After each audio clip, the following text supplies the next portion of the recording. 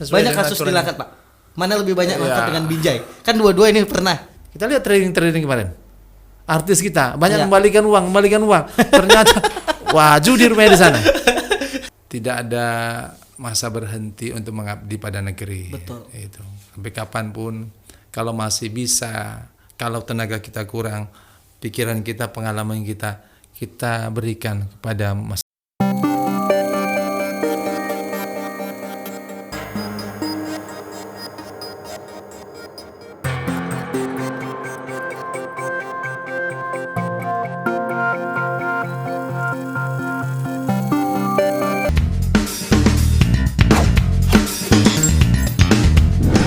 Welcome back to my channel Permata TV Podcast. Assalamualaikum warahmatullahi wabarakatuh. Bersama saya Marvel Raditya, yang gak ganteng, gak keren, gak cakep, gak imut, tapi sedikit manis aja. Nah, hari ini kita bakal ngebahas tentang rubrik bisnis. Jadi dunia bisnis yang akan kita bahas dengan tema menarik, terinspirasi dari mantan kepala BNN Kabupaten Langkat. Wow, luar biasa ya. Kita tahu ya, beliau adalah merupakan lulusan S3 Kota Semarang, bukan SD, SMP, SMA ya, tapi dengan gelar doktor.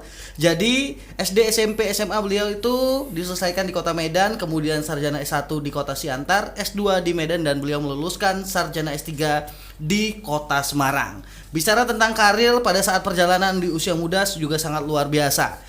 Dan tentunya karir beliau di bidang kepolisian Bintara Polisi 1983, 1984, Perwira Polisi, kemudian Selapa Polri 2007, Kapolsek Pangkalan Berandan, Kasat Sabara, Kabak Ops di Polres Langkat, dan Wakapolres Sumbahas. Kemudian beliau juga merupakan kepala BNN Kota Binjai, dan juga terakhir kali karir beliau sebagai kepala BNN di Kabupaten Langkat dari 2016-2021.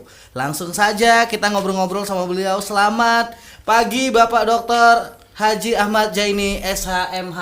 Apa kabar, Pak? Selamat pagi, alhamdulillah sehat walafiat pagi hari ini ya. Nah, rubrik kita segar tentang dunia bisnis. Biasa orang berbisnis tuh orang sukses berkacamata, ya kan? Iya. Tapi kok agak gelap, Pak. Jadi saya buka dulu ya, Pak.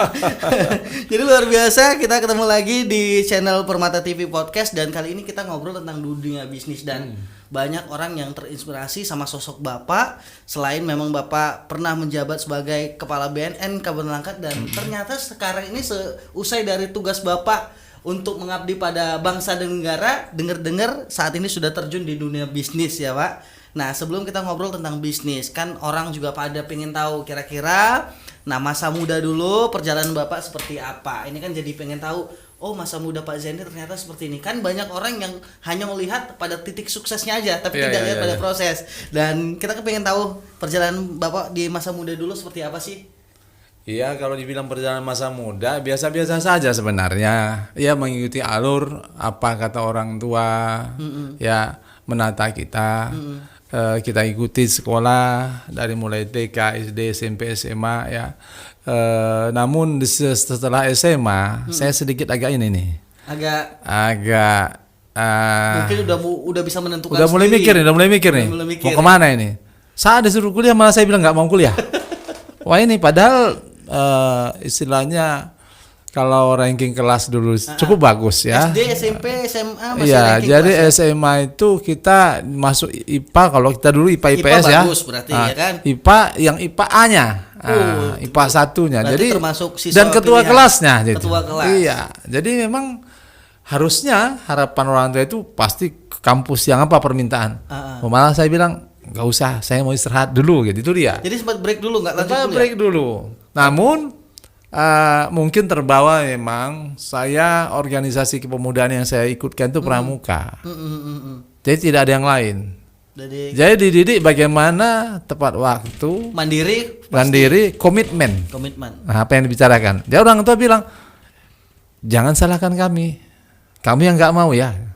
Nah, karena memang di pramuka ini terdidik disiplin tadi, saya melihat angkatan, saya coba di Akabri, ya, tidak berhasil. Sempat gagal juga ternyata. Gagal. Jadi kegagalan itu terjadi pada saya. Jadi memang nggak mau kuliah, ya kan? Kemudian Akabri gagal. Tapi alhamdulillah ini rekan-rekan pemuda ya, mungkin jadi masukan. Kegagalan memang benar, ya, kita juga selalu dengar adalah kesuksesan yang tertunda. Tapi itu yang benar-benar terjadi seperti itu. Saat tahun pertama itu saya gagal, kemana saya pergi? Karena di SMA Iya.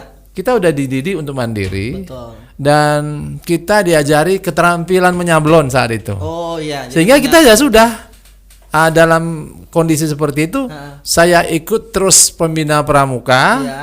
dan saya bisnisnya nyablon. Nyablon. Jadi dari sebenarnya SMA itu dari masa muda sudah udah ada punya bisnisnya, ya gitu dia. Makanya kita sesuai tema hari ini dunia Nah, bisnis ya. keuntungan saya di situ, perhatian orang tua cukup besar kepada kita, perkembangan kita, tapi tidak memaksakan harus kemana gitu dia. Berapa tahun nganggur Pak setelah gagal di Setahun memang, setahun. Setelah Tapi dia penuh isi, saya katakan. Penuh isi kegiatan yang menarik, dan ini mungkin jadi catatan bagi kita semua anak muda, ya.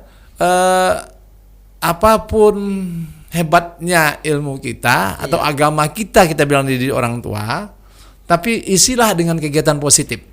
Kalau udah kegiatan positif yang menarik, yang kita senangi, kita pasti nggak buat kegiatan kemana-mana. Betul. Sehingga alhamdulillah saya terjaga dari perbuatan dan pergaulan yang nggak benar. Katakanlah pergaulan bebas sekarang. Iya, saat itu juga sudah ada. Sudah ada ya. Saya diajak ke ini, ke sana, kemari, nggak tahu saya kok terhalang untuk buat mengarah Karena ke sana. memang kita gitu. udah punya kesibukan, kita udah punya Iya, keterampilan. destina ya. Ada kegiatan positif yang kita Saya lakukan. dari kecil itu atlet badminton. Di kampung itu juaranya di kampung memang. Saya ya kira kan? ikut pelatnas, enggak ya Nah, Pak? jadi tingkat SMA saat itu Sumatera Utara ya, kita dapat di runner up, rupanya ketemunya dengan juara junior Sumut. Iya, babak belur kita kan yang belajar di kampung aja ya kan. 3-0 lah Pak. Nah, Langsung ya. jadi itu dia. Tapi apapun itu bukan soal juaranya, tapi kegiatan positif kita tadi. Setelah di SMA malah saya beralih ke main volley.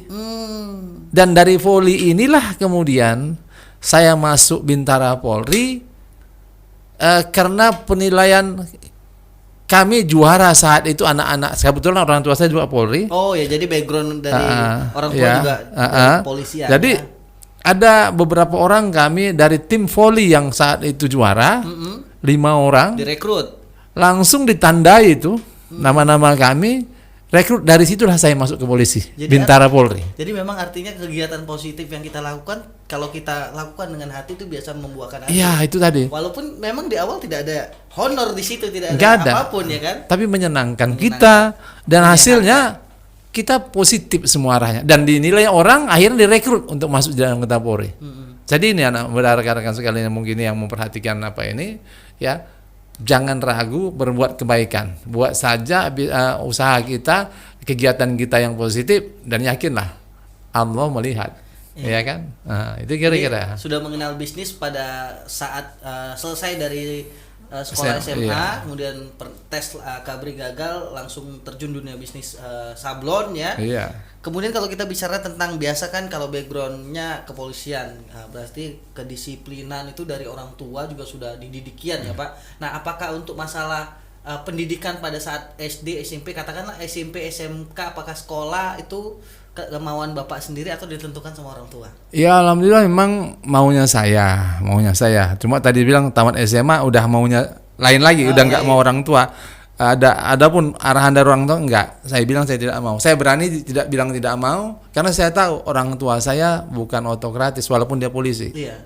Bukan harus kamu enggak. Jadi memang kan kalau dipaksakan pun hasilnya nggak maksimal. Pasti nggak maksimal. Bahkan setelah saya jadi anggota Polri, saya sendiri malah yang mau kuliah. Oh, jadi setelah jadi anggota Polri baru melanjutkan Baru saya kuliah. lanjut kuliah sendiri dengan uang sendiri. Ya, jadi tidak lagi memberatkan orang tua. Itu yang saya lakukan masa muda saya. Jadi memang ya apapun keputusan yang kita ambil jadi pembelajaran juga, kita harus tanggung jawab sama Iya, keputusan komitmen tadi dengan keputusan kita. Jangan kita bilang tidak tapi kita tidak mau lakukan, atau kita pilih A, kita tidak mengarah ke yang A tadi. Iya. Itu dia. Backgroundnya kan terakhir memang kalau kita lihat karir Bapak ini adalah sebagai kepala BNN ya. Jadi memang pada saat menjabat kepala BNN tentunya banyak sekali pengalaman-pengalaman yang bisa Bapak bagikan sama para penonton channel kita dalam kesempatan ini, Pak. Nah kira-kira pengalaman apa aja sih Pak? Susah senangnya selama bertugas di BNN, kan berbeda dengan tugas di kepolisian walaupun memang backgroundnya tetap polisi. Ya dia hanya fokus pada satu kasus yang lagi sangat besar dan mewabah negara kita ini Pak, narkoba nih. Seperti apa Pak pengalaman Bapak? Iya memang sebenarnya masyarakat banyak menganggap bahwa BNN hanya untuk merehabilitasi. Betul. Padahal tugas BNN di sana ada beberapa hal ya. Ada di sana bidang pemberantasan. Nah ini ikut menangkap, menyidik dan masukkan ke penjara. Nah ini dia. Ada bidang berantas. Kemudian ada bidang pencegahan dan pemberdayaan masyarakat. Inilah yang bicara dan mengajak masyarakat untuk ikut serta berperan mencegah dan berantas narkoba. Yang ketiga baru ada bagian rehabilitasi. Jadi artinya banyak porsi kerja BNN sebenarnya yang tidak diketahui oleh masyarakat. Karena kan setahunya masyarakat gini Pak, di BNN itu kan tidak semua background pegawai BNN itu dari kepolisian. Banyak yang memang hanya pegawai negeri sipil ya kan. Sementara masyarakat yang menangkap kan biasa polisi bukan BNN. Ini yang salah mungkin diartikan. Memang Polri dalam hal ini lebih cenderung kepada penegakan hukum. Nah, kalau kita lebih cenderung kepada pembinaan. Jadi artinya kalau kita ketemukan adalah penyalahgunaan, kategorinya belum kurir, belum bandar, itu mungkin masih direhabilitasi. Bisa kita rehabilitasi, tapi kalau udah ikut kurir ikut serta dalam para bandar itu ya kita lanjutin perkaranya. Banyak kasus dilangkat Pak.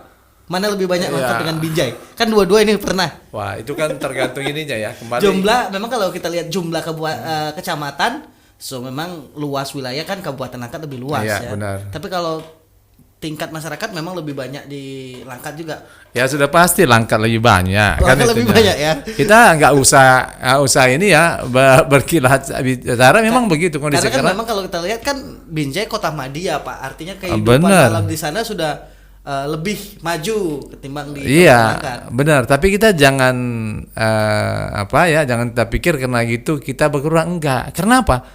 Sekarang mereka masuk ke desa-desa, ke dusun. Kalah kepala desa yang lagi nyalon ya. Lebih menang lagi kurir ya. Nah, di situ makanya jaringan, menyusun jaringan dia lebih hebat. Itu dia. Malah sekarang tujuannya ke pelosok-pelosok ya karena maka kasihan kita pada generasi muda kita. Kepala desa, kepala dusun saya katakan, ayolah berperan. Kasihan masyarakat kita, ayo. Kita bangkitkan. Iya, sebelum kita beralih ke masalah bisnis, tadi kan di awal kita sudah bicara ke bisnis. Penasaran juga dong para penonton kita khusus warga Kabupaten Langkat. Nah, paling tertinggi di kecamatan atau di desa mana yang paling banyak penyalahgunaan narkoba? Iya, nanti kalau saya bilang kita memojokkan gitu ya. Saya pikir nggak usah lah. Jadi tapi masih rahasia ya. Kalau kita lihat dari data yang ada, ya Sumatera Utara itu lebih kurang pecandunya dari data yang lama ya. Sekarang saya nggak lihat karena sudah berapa lama, sekitar 350.000 orang. Ya. Kalau kita bagi peringkat keberapa, Pak? Kalau kita bagi 33 kota kabupaten, kita bagi rata aja dulu. Kita nggak usah apakan arah mana-mana yang terburuk. Kita bagi rata. Kita bagi rata saja di 33 kota kabupaten, berarti kan antara 10 sampai 11.000. Jadi kalau memang Langkat ini termasuk kabupaten yang luas, kita ambil yang 11.000-nya. Oh gitu ya. Jadi memang pendataan khusus tentang itu memang belum ada. Tapi kalau kita rata-ratakan seperti itu, luar biasa. 11.000 itu kalau kita kumpulkan di alun-alun Stabat ini nggak cukup loh. Pas itu. Untuk kalau untuk luar biasa. Terpaksa menjaga.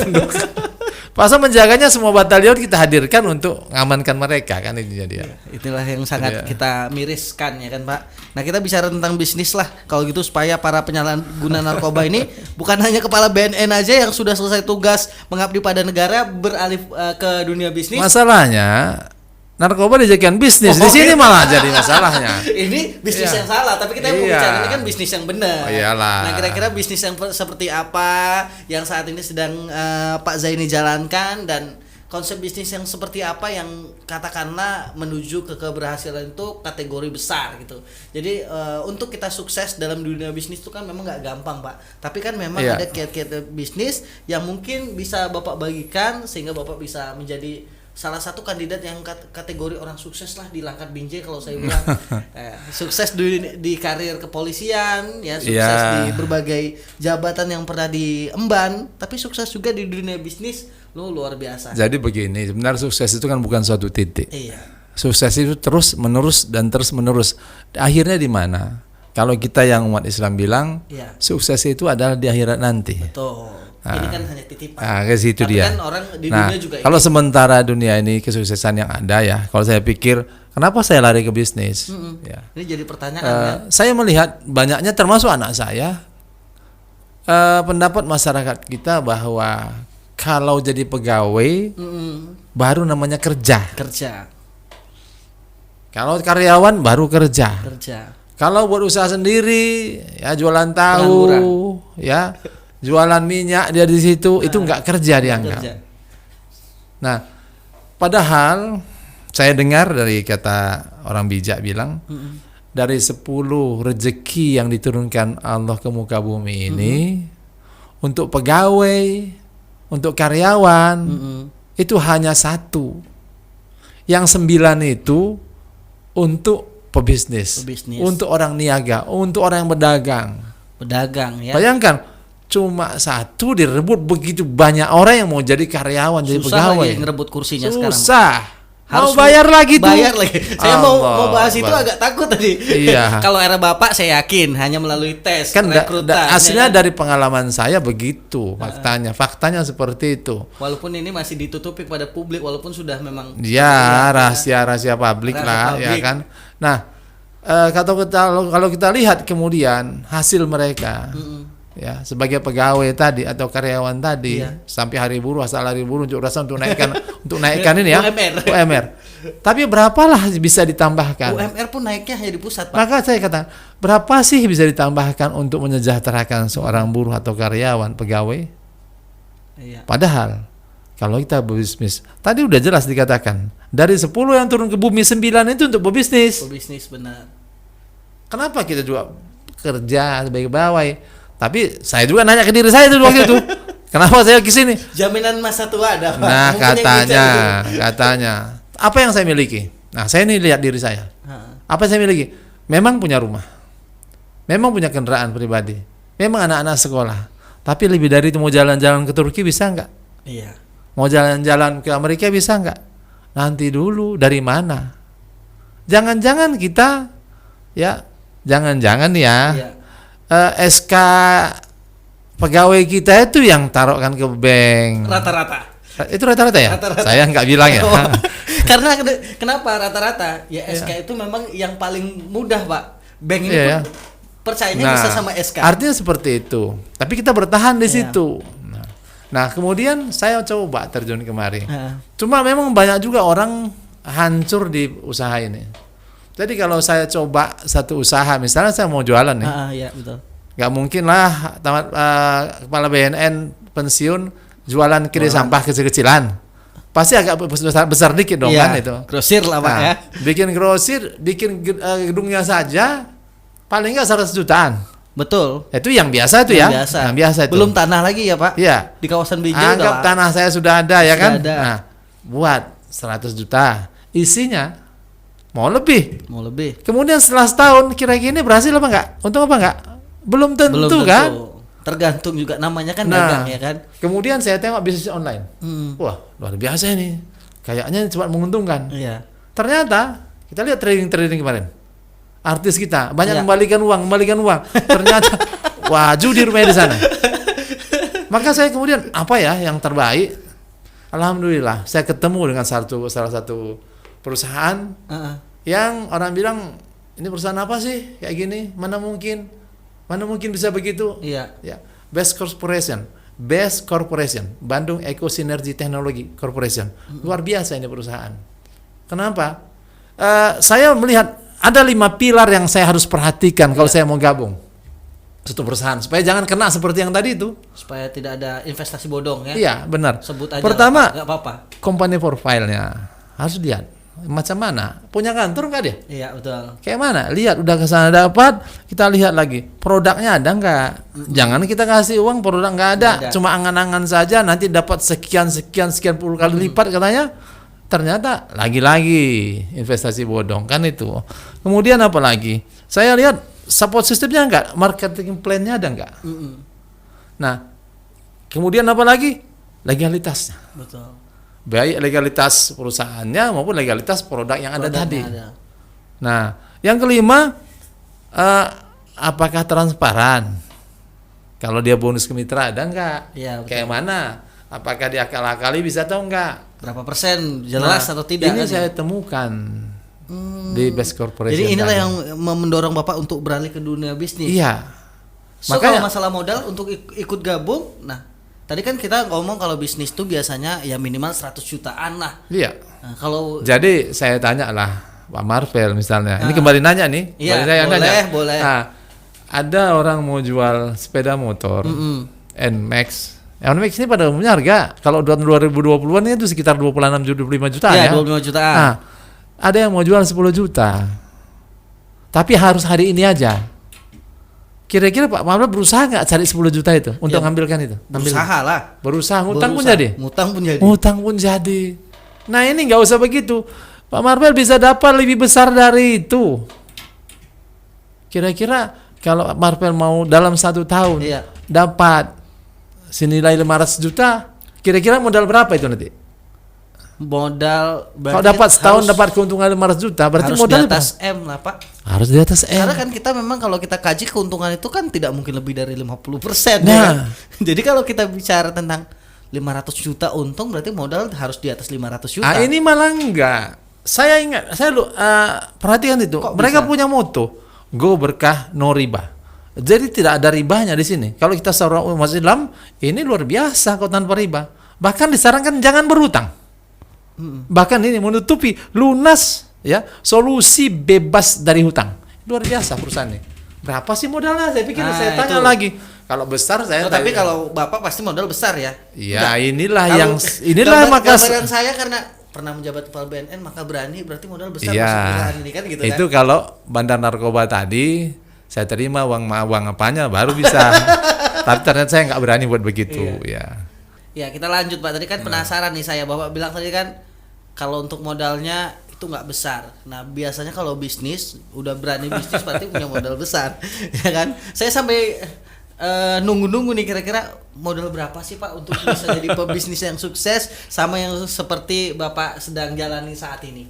Ya tadi saya bilang, sedangkan untuk 10 juta, Marvel usahakan kan, utang pun jadi. Betul. Ini dapat NMAX toh, harganya harusnya 25 kok 10 bisa nih. Tapi harus sekarang ini kan itunya. Nah, dapat 500 juta, ya paling lama setahun. Nah, modalnya berapa ini? Kan itu. Nah, 50, alhamdulillah perusahaan ini luar biasa. Jadi modalnya berapa Pak? 50? Nah, bentar dulu. Tunggu modal. Ini kita lihat dulu profil ownernya, kita lihat. Makanya saya pun akhirnya makin tertarik. Dia bilang begini. Bukan leader kita yang hebat, bukan produk kita yang bagus, tapi Tuhan membantu kita. Itu luar biasa membuat saya makin jatuh hati di sini. Makin jatuh hati di sini. Luar biasa kalau gini. Petani kita, kalau mau kita bantu, kita punya produk untuk pertanian ini. Hasilnya akan luar biasa. Kita organik di sini. Oh, bisnis jadi lari kita. Kemudian ada kesehatannya. Kemarin COVID saya nggak ragu-ragu, walaupun saya kesana kemari silaturahmi, jalan kesana kemari, ada produk kesehatannya. Ibu-ibu istri saya supaya tetap cantik, ada produk kecantikannya. Jadi nggak buat kita berpaling ke lain hati ya. Betul. Minyak kita takut irit, minyak kita kurang irit, maka dia punya produk Eco Racing untuk merubah bahan bakar yang harusnya kita beli pertalit bisa jadi pertamak, kemudian lebih irit 30-50%. Luar biasa. Jadi ya ini produk semua menguntungkan masyarakat. Betul. Nah, maka saya gabung di sini. Dengan kira-kira berapa nilainya? Berapa Pak? Butuh modal berapa ini kira-kira? Nah, 10 juta kayak saya tadi. Saya harapkan yang mendengar hari ini mau memperhatikan ya, komen bahwa dengan nilai 2,2 juta saja 2.200.000 Pak. Iya, bisa kita dapat untung 500 bisa dapat keuntungan seperti itu. Tentu saja ini kan bisnis ya, bekerja. Kan, Pak? Bekerja ya. Bukan ada sulap-sulapan, enggak ada. Oh, gitu ya. Harus kerja dan kerja. Jadi semakin giat kita bekerja, keuntungan semakin besar. Iya. Bisa mencapai maksimal. Penghidupan kita per hari dapat harian kelipatan 400.000 bisa. Mau gaji 400.000 ini, mau 800.000 ini, mau Tinggal 1 juta kitanya sendiri tinggal berarti kita ya? sendiri. Seperti bisnis kita sendiri. Inilah yang membuat saya terjun ke bisnis ini. Luar biasa, modal 2.200.000 rupiah yang digeluti saat ini sama Pak Zaini bisa menghasilkan keuntungan kalau kita mau kerja ya. Jadi Iya. bukan hanya janji-janji dari Nggak ada janji-janji, perusahaan tidak janjikan. Tidak janji. Yang bisa mencapai 500 juta itu kita sendiri. Kalau Iya. kita mau mencapai ya harus lebih giat lagi setiap hari. Iya, dan dia tidak kerja sendiri, dia ada support sistemnya. Makanya marketing plan-nya kayak mana? Kalau tidak punya marketing plan, ya kita babak belur sebagai anggotanya. Ini kalau mau gabung gimana Pak caranya Pak? Nah, ya ketemui saya, ya di channel ini bisa kita hubungan atau langsung ke nomor HP saya melalui Permata TV Podcast ini. Wah, luar Begitu biasa. saya. Jadi mau jadi pebisnis yang sukses seperti Pak Zaini, ya meskipun masa muda dilewati dengan mengabdi kepada bangsa dan negara, tapi bukan berarti masa tua kita harus diam diri. Iya. Karena pada saat kita tua, aktivitas ringan itu juga berdampak sangat luar biasa bagi kesehatan kita. Kalau tiba-tiba kita dari pekerjaan sudah pensiun langsung kita berhenti tanpa aktivitas, tubuh Ya. kita juga pasti langsung akan ngedrop ya. Kita harus punya moto, ya apa bahasanya ya, saya katakan tidak ada masa berhenti untuk mengabdi pada negeri. Betul. Itu sampai kapanpun, kalau masih bisa, kalau tenaga kita kurang, pikiran kita, pengalaman kita berikan kepada masyarakat negara kita ini. Luar biasa inspiratif sekali untuk Pak Zaini. Thank you banget Pak udah Oke. mampir ke Permata TV Podcast. Makasih. Alhamdulillah diskusi kita hari ini juga berjalan dengan lancar Pak. Mudah-mudahan ini juga menjadi salah satu referensi yang baik juga untuk seluruh masyarakat, tentunya untuk penonton setia channel YouTube Permata TV Podcast. Dan sekali lagi jangan lupa ya untuk teman-teman untuk subscribe, like dan komen, dan tentunya nyalakan tombol lonceng agar kalian tidak ketinggalan video-video terbaru dari Permata TV channel.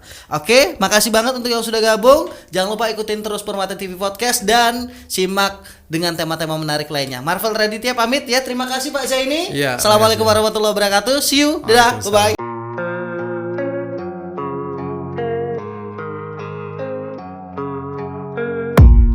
I don't really know what comes next. I'm just doing my best, even though I'm so stressed out.